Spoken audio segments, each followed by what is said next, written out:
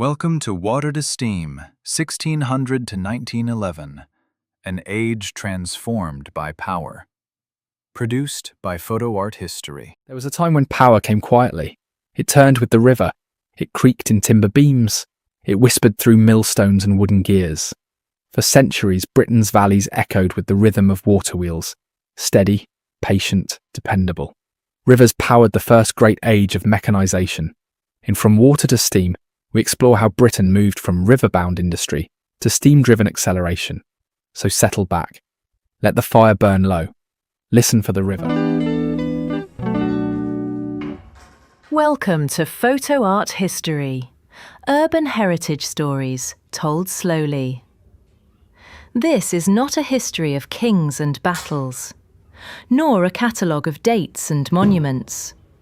Here, we listen instead to streets, to bridges, to canals and stations, and to the quiet work that shaped them. PhotoART history is about how places are made, not only by vision, but by labour, not only by design, but by repetition. It is about the slow accumulation of choices, materials, and movements that turn geography into history. In these episodes, we follow not only what happened, but how it came to feel inevitable. We move gently, we pause often, because history is not meant to rush past us. It is meant to settle. And so, whether we are standing beside a quiet canal, beneath a great bridge, or listening to a distant train at night, we listen for the deeper story beneath the surface. This is PhotoART History, where urban heritage is not only seen, but heard. By river bend and valley seam, where alder roots ran deep, the water wheel began to turn, while England lay asleep. Its wooden ribs caught falling force, its axle learned to spin, and thread by thread, from flowing streams, the age of mills came in. The wheel drove shafts of iron true that ran from floor to floor, with belts that sang above the looms and dust upon the door. One turning heart, one measured pace, set many hands in time, and labor bent to whirring laws of pulley, gear, and line. The river taught the workshop first what steady power meant, how motion, once correctly held, could not be idly spent. So lathes grew sharp and cylinders were bored with patient care, till metal learned the discipline of roundness, straight and square. Then deep below the blackened fields, where water choked the mine, a piston rose and fell by fire, by pressure trapped in line. No wheel, no stream, no rainfall needed, only coal and flame. And steam first breathed in iron lungs, though weak and vast it came. Refined by hands that learned from mills, from shafts and spinning floors, the engine turned, not lifted now, but drove through turning cores.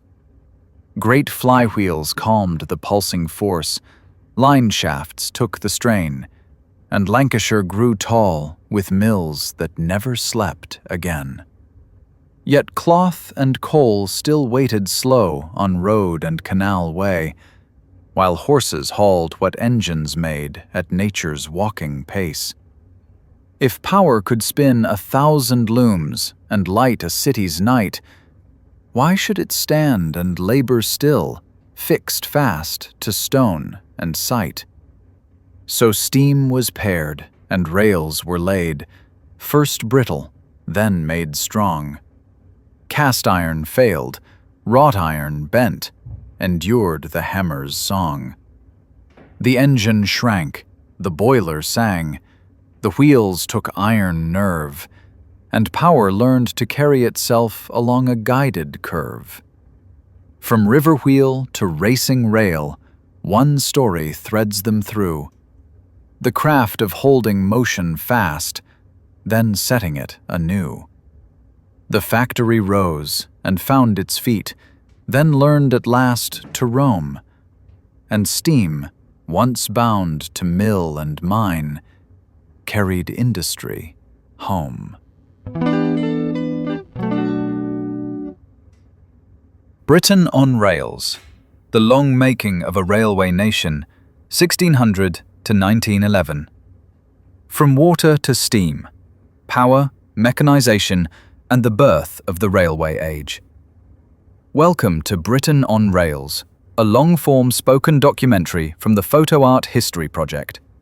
Here, history is not rushed, it is allowed to breathe. These episodes explore how places are shaped not only by kings and wars, but by work, materials, and the quiet power of invention. In today's program, From Water to Steam, we follow the hidden engineering story that leads toward the railway age. From turning water wheels on riverbanks to iron rails crossing a nation. Settle in. Listen for water, then iron, and then steam. Before the railway, Britain was already a nation in motion. Not motion across the land at first, but motion within it. The turning of wheels, the lift and fall of hammers, the steady pull of belts, and the patient rhythm of labor repeated until it became a kind of music. It is easy to imagine steam arriving like a thunderclap, a sudden miracle dragging the country into modernity. But the truth is slower and more revealing. Steam did not appear in an empty landscape. It entered a Britain already dense with workshops, mills, and mines, and with centuries of quiet experiments in how to multiply human effort. If you stand beside a river in the English north or the Scottish lowlands and watch the current gather itself around a bend, you are watching one of Britain's first great industrial fuels. Long before coal was burned in boilers, water was harnessed in wheels. And those wheels taught the nation how to think mechanically. Water is not merely a force, it is a schedule. It rises and falls, it freezes, it floods. To build with water power is to build in negotiation with nature. Every mill is a compromise between engineering and weather. And yet, from these compromises came systems. From systems came precision. From precision came scale. The problem became not simply how to make a wheel turn, but how to carry that turning into the places where work is done. Because a railway is not, at heart, an engine. It is a solution to movement, a way of guiding force along a chosen path, where falling water gave greater force. In both cases, the wheel became a hinge between nature and labor. Buildings were shaped around power, not merely to shelter workers, but to organize motion itself. You can still read this logic in old mill towns. Rivers narrowed, channels cut, weirs built. The landscape reshaped into a machine. But water imposed limits. Factories had to go to rivers. Industry became bound to place. A dry season could silence production. A flood could break a wheel. And yet, within those limits, something remarkable emerged.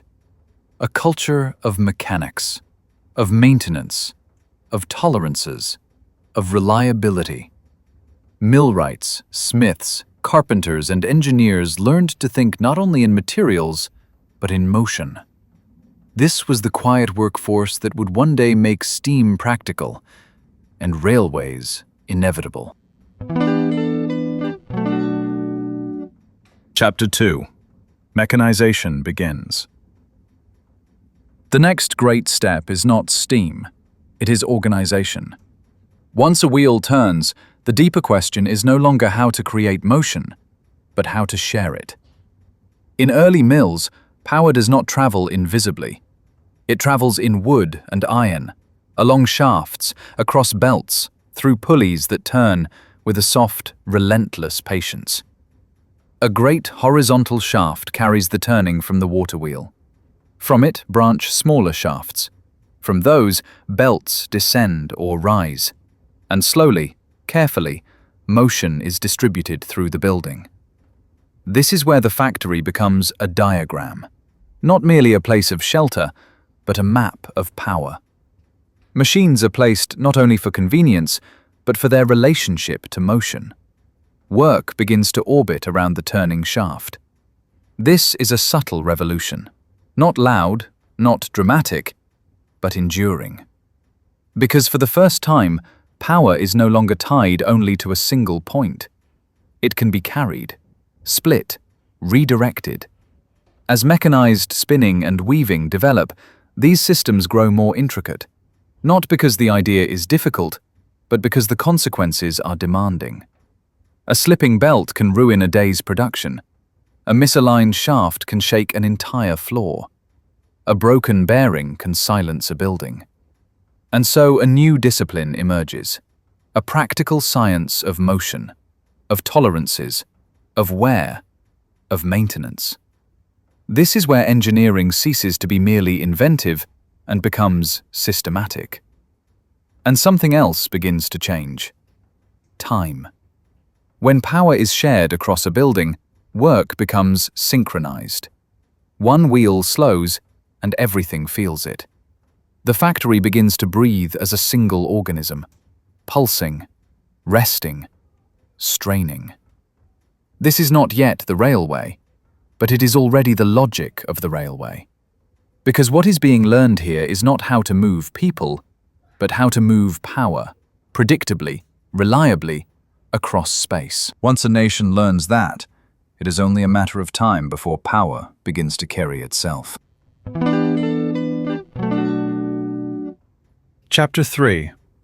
The Limits of Water. For all its quiet strength, water has boundaries. It offers power, but only on its own terms. A river flows when it will. It swells with rain. It weakens with drought. It freezes. It floods. For the mill owner, this means uncertainty. A wheel that turns today may stand silent tomorrow, and silence in an industrial world is costly. As production grows, as markets expand, and as demand begins to outstrip local supply, the limitations of water become increasingly visible. Some valleys grow crowded with wheels. Each mill competes for flow. Each weir alters the river for those downstream. Energy, once abundant, becomes contested. And yet, the ambition of industry does not pause politely for the seasons. Contracts are written, wages are owed, orders must be met.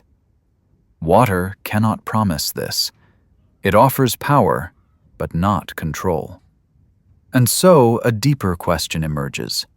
Can power be made independent of place? Can it be summoned when needed rather than waited for? Can it be produced steadily, predictably, without regard for weather or season? These are not idle curiosities. They are the questions that define the next age. At the same time, another constraint presses in: geography. If power comes from rivers, then factories must follow rivers. Industry becomes tethered to valleys and falls. Growth becomes shaped by terrain rather than by intention. But coal lies elsewhere. So do ports. So do markets. And slowly, inevitably, the logic of water begins to feel like a constraint rather than a gift.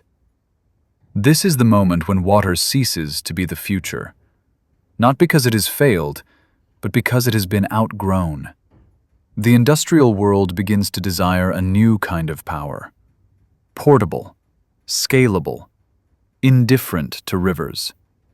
It desires power that can be summoned by human will rather than negotiated with nature. And in that desire, steam quietly begins its ascent. Chapter 4. The Rise of Steam. Steam does not arrive in a blaze of glory. It arrives quietly, almost humbly, as a servant to water rather than its rival. The earliest steam engines are not built to drive factories. They are built to remove water, to pump mines dry, to reach deeper seams of coal where human muscle and animal labor can no longer cope.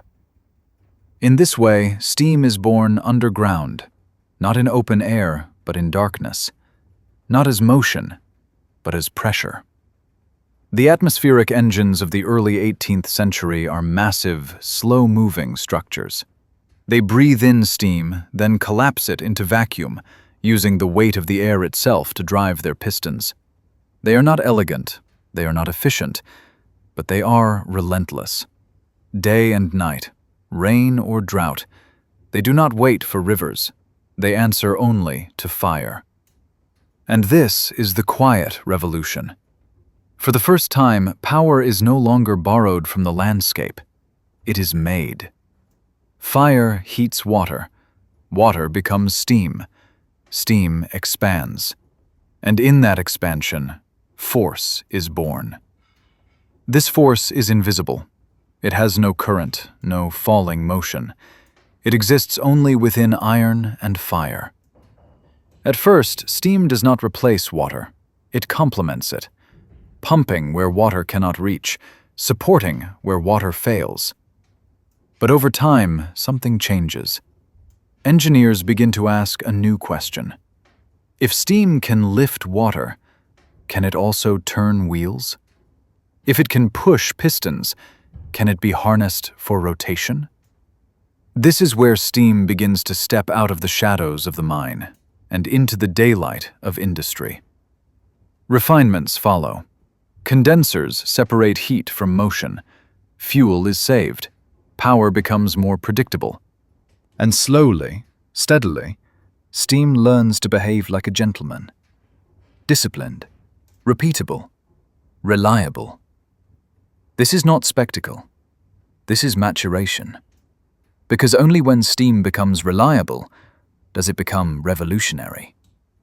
And in becoming reliable, it quietly prepares itself for motion beyond walls, beyond buildings, and eventually, beyond place itself.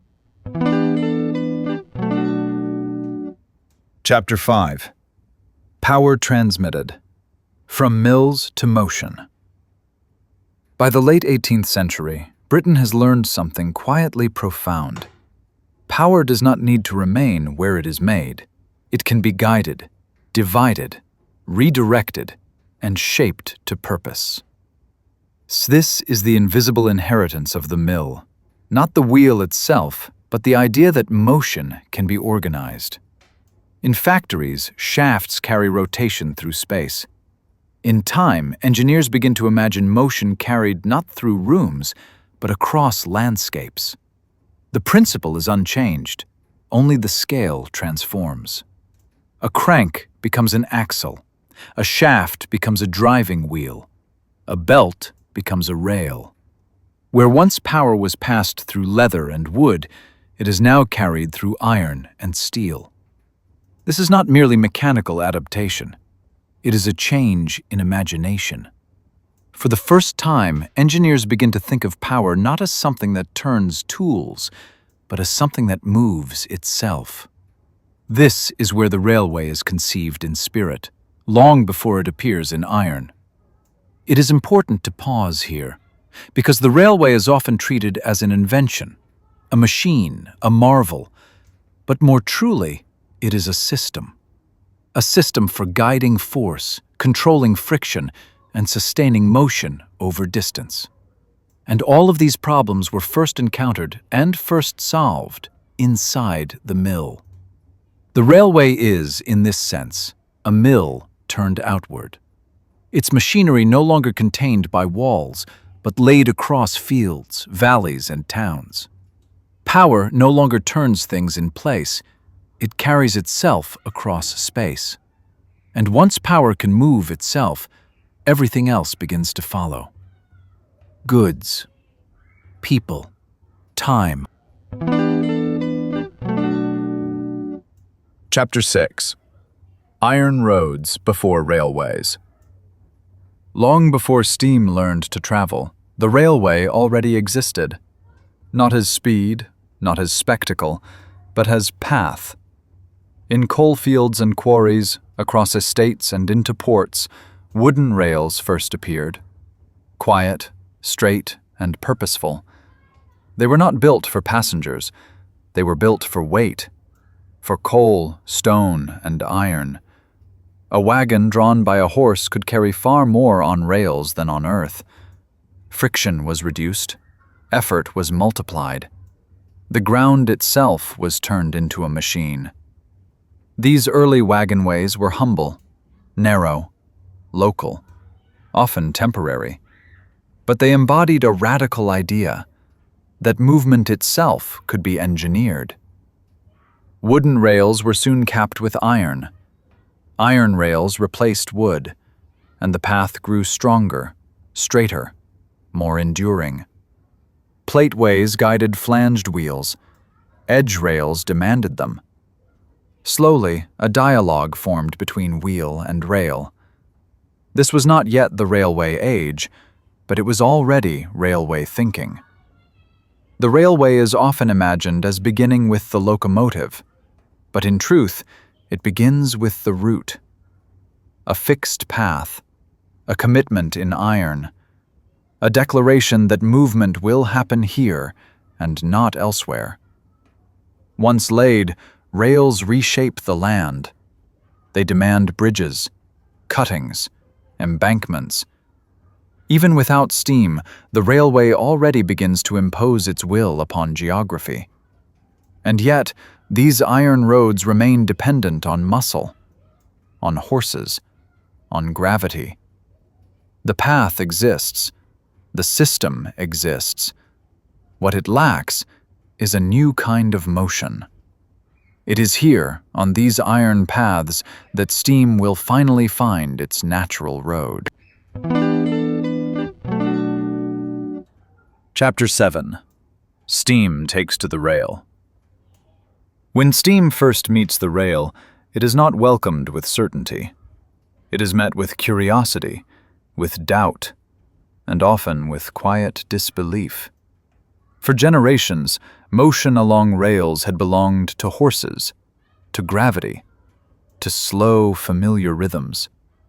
The idea that fire and water might replace muscle seemed unnatural, even reckless. Early attempts are experimental. Some engines move clumsily. Some break their own rails. Some frighten livestock and onlookers alike. Steam does not glide at first. It stumbles. It learns. It improves. And yet, with every trial, something becomes clear. Steam belongs here. On rails, friction falls away. Weight becomes manageable. Force becomes efficient. The railway offers steam what roads never could: a predictable surface, a guided path, a mechanical partnership. And steam offers the railway something entirely new: independence from muscle, freedom from gravity, continuity of motion. This is the moment when power begins to carry itself across the land, no longer confined to buildings, no longer bound to rivers. A machine, moving, not driving tools, but pulling the world behind it. What had once been a system for guiding wagons now becomes a system for moving societies. Distances shrink, journeys accelerate. The horizon itself seems to retreat, and something deeper shifts. Time begins to move differently, no longer measured only by daylight and labor, but by schedules, by departures, by arrivals. The railway does not merely move things faster, it teaches a nation to think in motion. And once a nation thinks in motion, it can never fully return to stillness. Chapter 8. The Railway Nation is Born. When the first great railways open, they are not merely new routes. They are new ways of imagining distance. Cities that once felt far apart now lie within a day's travel. Markets widen, labor moves, goods flow with a steadiness never before known. But the deeper change is not in speed, it is in coordination. For the first time, Britain begins to move as a single system. Trains must meet, paths must align, movements must be predicted, not merely observed. Time itself is reshaped. Local noon gives way to railway time. A shared clock begins to govern a shared space. This is not a technical change, it is a cultural one. The railway teaches Britain to live by anticipation, to think ahead, to expect arrival. Stations rise like new civic temples. Their roofs echo with steam and footsteps. Their clocks look down upon crowds learning to wait together. And waiting itself changes meaning. No longer passive, but purposeful. The railway does not simply carry people. It gathers them, synchronizes them, orders them in time. Villages become suburbs. Seaside towns become destinations. Workplaces separate from homes. The rhythms of daily life begin to follow iron paths, not visibly, but completely. And slowly, almost without announcement, Britain ceases to be a collection of regions and becomes a connected whole. This is the railway nation, not built only of iron and steam, but of shared time, shared movement, and shared expectation. A nation learning to live in motion. The engine learned to move at last on rails of measured span, a furnace heart on turning wheels, the work of fire and man. It left the mill, the yard, the pit, the river's narrow reign, and carried power outward now, across the widening plain. At first the iron fractured hard beneath the pounding load, cast rails that cracked like winter glass along the wagon road. But hammers rang in smoky sheds where glowing billets lay, and wrought iron bent and would not break to find a longer way.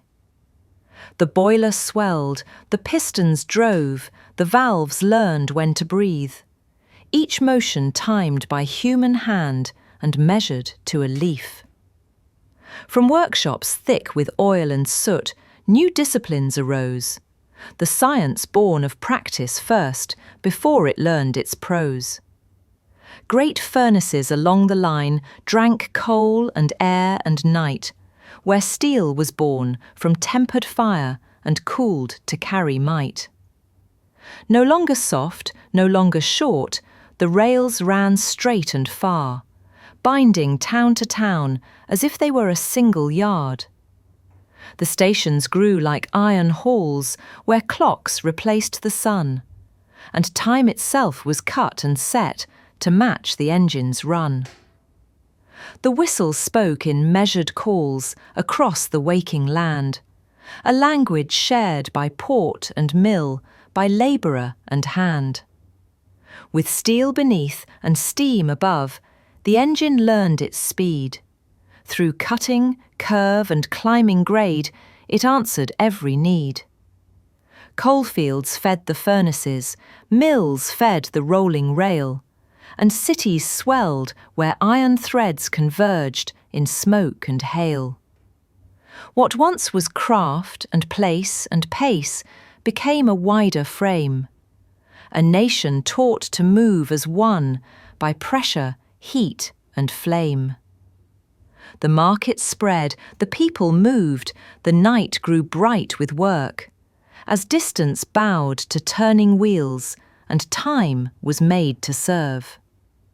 From steam to steel the story ran, not sudden nor complete, but shaped by hands that learned to hold both power and restraint.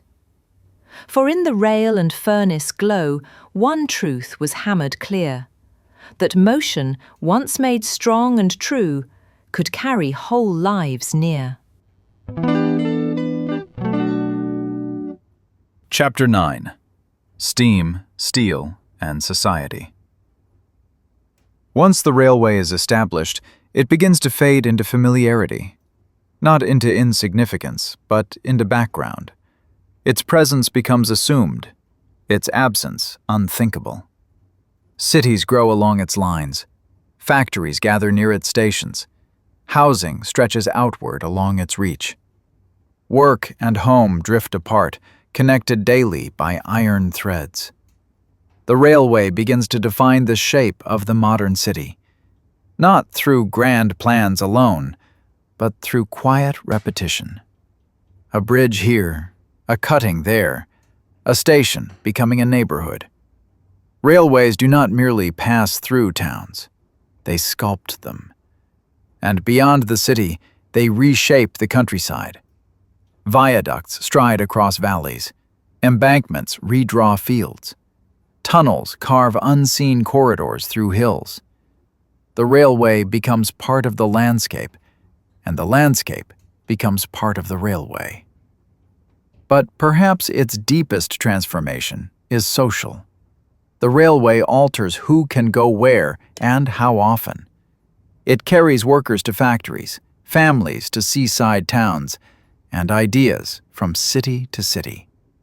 It dissolves some boundaries, even as it creates new ones. It enables migration. It enables commuting. It enables escape. And with these, it quietly reshapes identity. The railway does not merely carry society. It becomes part of how society understands itself, as something that moves, that connects, that does not stand still. And yet, even as steel spreads across the land, the older rhythms do not vanish. Rivers still flow, roads still wind, footpaths still cross fields. The railway does not erase the past, it layers upon it.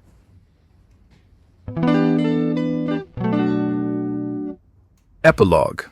From Rivers to Rails.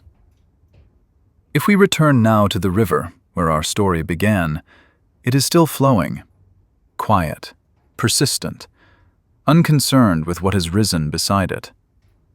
Some mills stand empty now, some wheels are stilled, some channels run dry. And yet the logic they taught remains. To guide force, to shape motion, to organize energy into purpose. This is what Britain learned first from water, and later from steam. Not merely how to build engines, but how to think mechanically, how to imagine movement before it exists. The railway, in this sense, is not just an invention. It is a memory made visible. A memory of wheels turning in valleys, of shafts spinning in mills, of power patiently learned. And though steam has faded from most rails, and steel has given way to silence in places, the pathways remain. Tracks become footpaths, stations become cafes, viaducts carry birds instead of trains. But the story does not end. It changes form. Because the question that began this journey still moves beneath our lives. How do we move power?